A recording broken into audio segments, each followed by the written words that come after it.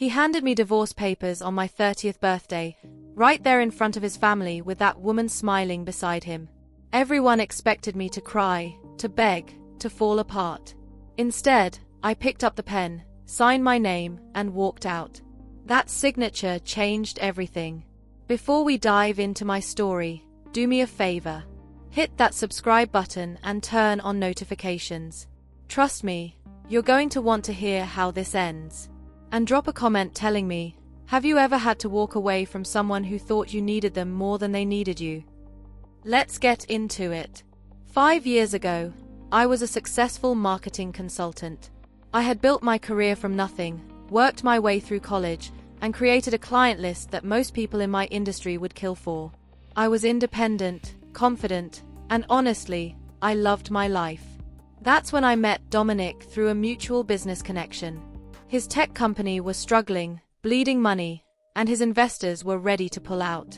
Someone recommended me, and I agreed to help him develop a new strategy. I'll never forget our first meeting. He walked into my office looking defeated, desperate even. But there was something about him, a determination in his eyes that I respected. We worked together for 3 months, and I helped him completely rebrand his company. New positioning, new messaging, new everything. Within 6 months, his company went from nearly bankrupt to securing major funding. And somewhere in those late nights and strategy sessions, he became charming. He made me feel seen, appreciated, valued. He said I was his good luck charm, that I had saved not just his company, but his entire life. He proposed 8 months after we met. Looking back now, I realized the timing was suspicious, right after his company secured that major funding. But back then I was in love. I said yes. Then I met his family and everything changed. His mother looked at me like I was something she'd found on the bottom of her shoe. The first words out of her mouth were, "So you're the one who thinks she can fit into this family?" Not hello, not nice to meet you, just cold judgment. His sister was even worse, making comments about my hair, my clothes, where I came from. She looked me up and down and said, "Dominic usually dates different types of women with this smile that wasn't really a smile at all." His father didn't even acknowledge my existence. He looked right through me like I was invisible. When I told Dominic how uncomfortable his family made me feel, he just laughed it off. "They'll warm up to you, baby. They are just protective of me." They never warmed up. In fact, it got so much worse. The wedding was a nightmare. His mother controlled everything. Every decision I tried to make, she overruled. "This is how we do things in this family," she'd say, like I was an outsider who needed to learn my place. His sister was made maid of honor, his choice, not mine. My own family barely had any seats at the ceremony. They were pushed to the back while his family took center stage. When I saw the wedding photos later, most shots of my family had been cropped out or excluded entirely. It was like they were erasing me from my own wedding day. After we got married, we moved into a house that his mother chose, not us, his mother. And then the weekly family dinners started. Every Sunday, we had to go to his parents' mansion, and those dinners were torture. They weren't dinners, they were interrogation sessions. His mother would ask me when I was going to give them an heir, saying that was my primary job now. His sister would make comments about hoping the children looked like their side of the family. His father would discuss business with Dominic, completely excluding me from the conversation. And if I dared to speak up, they would talk over me or change the subject entirely. Dominic never defended me. Not once. He'd just say, "That's just how they are. Don't take it personally."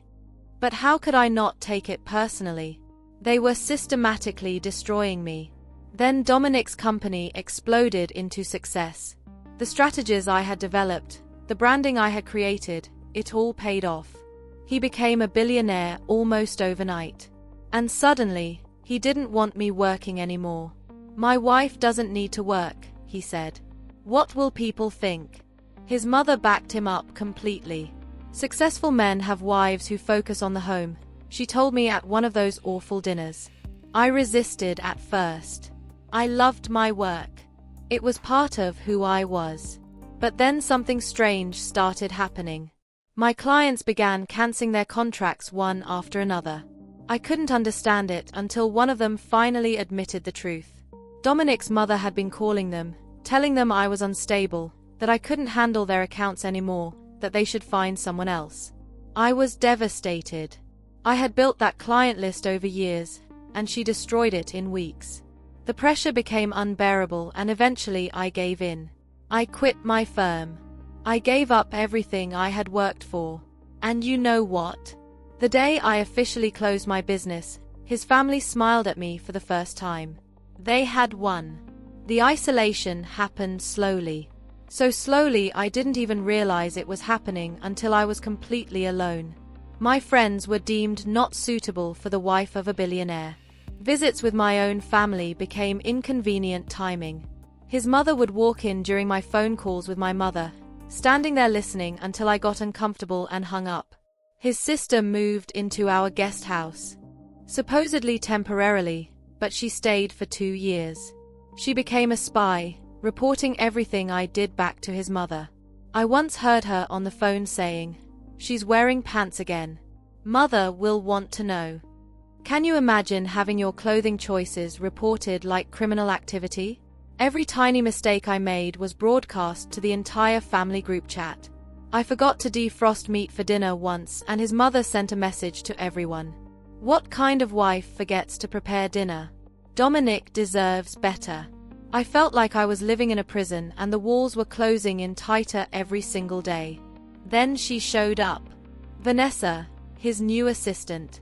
Suddenly, she was everywhere. Family dinners, holiday photos, business trips. His sister and Vanessa became best friends. His mother loved her. I heard her tell Dominic, "Now this is the type of woman you should have married." Vanessa would touch his arm during conversations, whisper things in his ear, and his entire family would smile approvingly. When I objected, when I dared to say I was uncomfortable, his mother looked at me with disgust and said, "Don't be so insecure. It's embarrassing." I found text messages between them, late-night conversations that were too familiar, too intimate. When I confronted Dominic, he didn't apologize. He turned it around on me. "You're paranoid," he said. "You're seeing things that aren't there. My family is right about you. You're unstable." I started to believe I was crazy. That's what they wanted. They wanted me to doubt my own reality. The 3 months before my 30th birthday were the worst of my life. His mother accidentally gave away most of my clothes to charity, claiming they looked old and she thought I didn't want them anymore. His sister threw a party and invited everyone in the family except me. When I asked why, she said, "Oh, I thought Dominic would tell you it was family only. You're technically family," but she didn't finish the sentence. She didn't have to. Dominic stopped coming to our bedroom. He'd sleep in his office or at his parents' house. I was completely alone in that massive, cold house that had never felt like home. When my birthday came, I woke up alone. Dominic was already gone. No card, no text message, nothing. Then his mother called. "Family dinner tonight," she said. "Don't be late and wear something appropriate for once." My stomach dropped. I knew something was wrong, but I couldn't imagine what. Some part of me, some desperate, hopeful part, thought maybe he had planned a surprise. Maybe things would get better. I actually gave myself a pep talk in the mirror before I left. I did my makeup carefully, put on a dress I knew his mother wouldn't criticize, and drove to that mansion. Everyone was already there when I arrived. They were dressed formally, sitting in the dining room waiting. Vanessa was there, too, sitting in the chair that used to be mine at family gatherings. His mother looked at me and said, "Oh, good. You're here. We can finally begin." I felt like I was walking to my own execution, but I didn't understand why yet. Dinner was served in complete silence. Nobody spoke. They just stared at me with these strange expressions. His sister had a smirk on her face. His mother looked satisfied, like she was about to watch her favorite show. Dominic wouldn't look at me at all. The silence was suffocating. I could barely eat because my heart was pounding so hard. Then after the main course, Dominic stood up. He pulled out a manila envelope from beside his chair. "I want to thank everyone for coming tonight," he said. His mother nodded approvingly. "I've been unhappy for a long time, and my family has supported me through it." He slid the envelope across the table to me. "I think it's time we all stop pretending this marriage works." Divorce papers on my 30th birthday in front of his entire family. His mother spoke immediately. "Finally, you're thinking clearly." His sister chimed in. "About time. We've been telling you for years." His father, who had barely spoken to me in 5 years, said, "Now you can marry properly." And then Vanessa reached over and squeezed Dominic's hand right in front of me. His mother smiled at her and said, "Vanessa will fit into this family perfectly." His sister added, "And the children will actually look decent now." They had planned this, all of them, together. My birthday wasn't chosen randomly. It was calculated for maximum humiliation, maximum pain. They wanted to break me completely. They all stared at me, waiting for the breakdown. His mother had her phone positioned like she was ready to record. His sister leaned forward, eager to watch me cry. Dominic finally looked at me and his eyes were cold, empty, like I was looking at a complete stranger. "You can cry if you need to," he said in this condescending, pitying tone. "We understand this is hard for you." That's when something inside me shifted. Something broke. Yes. But something else was born in that moment. A clarity, a strength I didn't know I had. I picked up the envelope. My hands were steady. I opened it and read every single page of those divorce papers while they watched. They got impatient.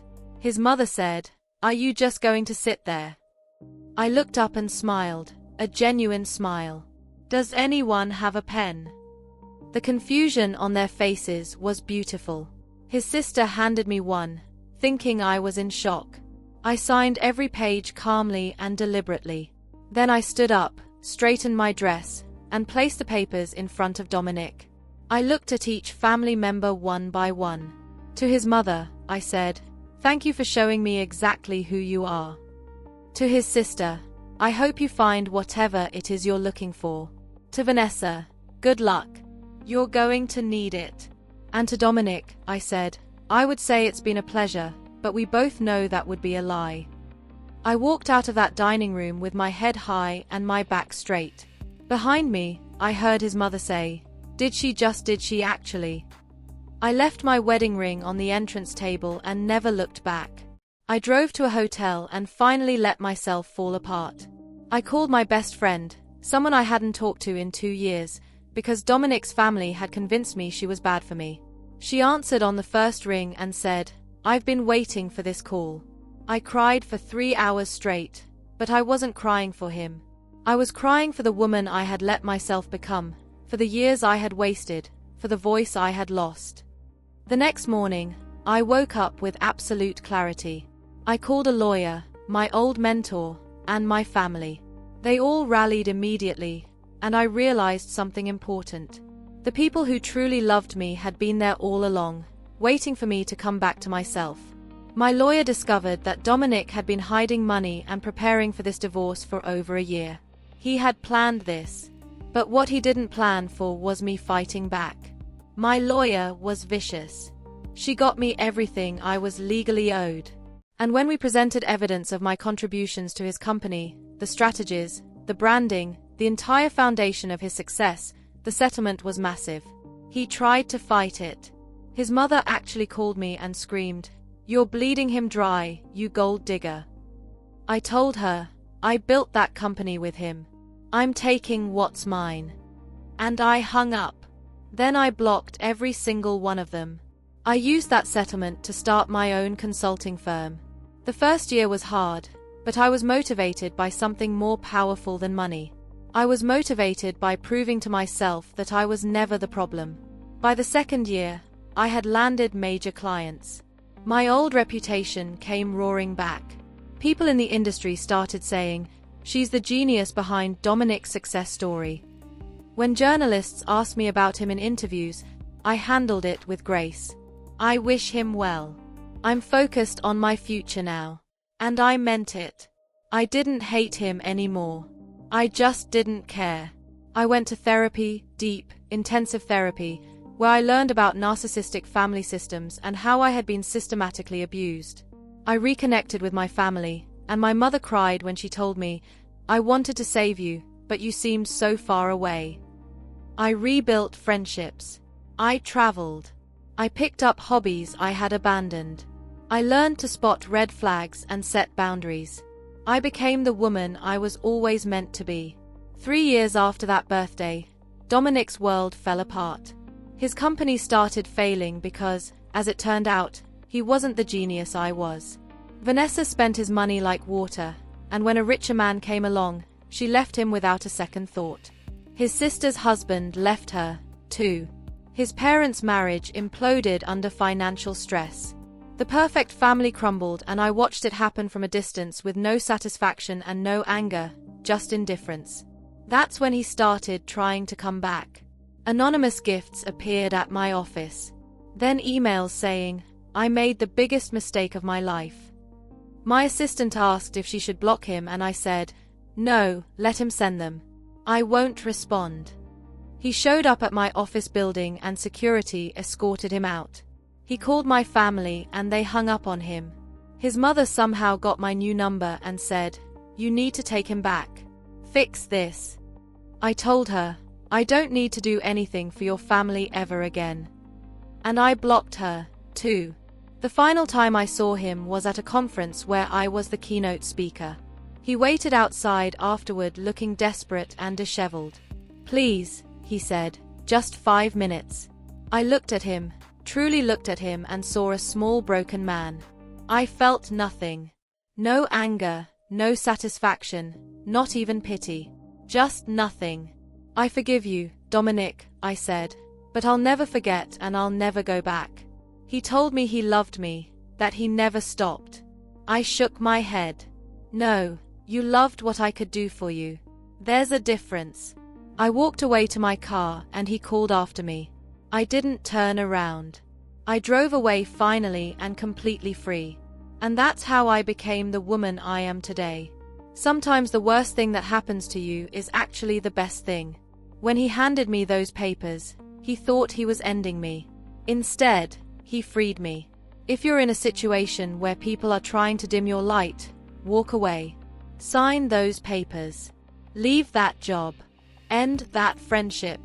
Your peace is worth more than their presence. Hit that like button if this story resonated with you. Subscribe for more real talk and comment below. What's one thing you walked away from that changed your life? Remember, you're not trapped. You're just scared. And that's okay. But don't let fear keep you in a prison. Thank you for listening to my story. I'll see you in the next.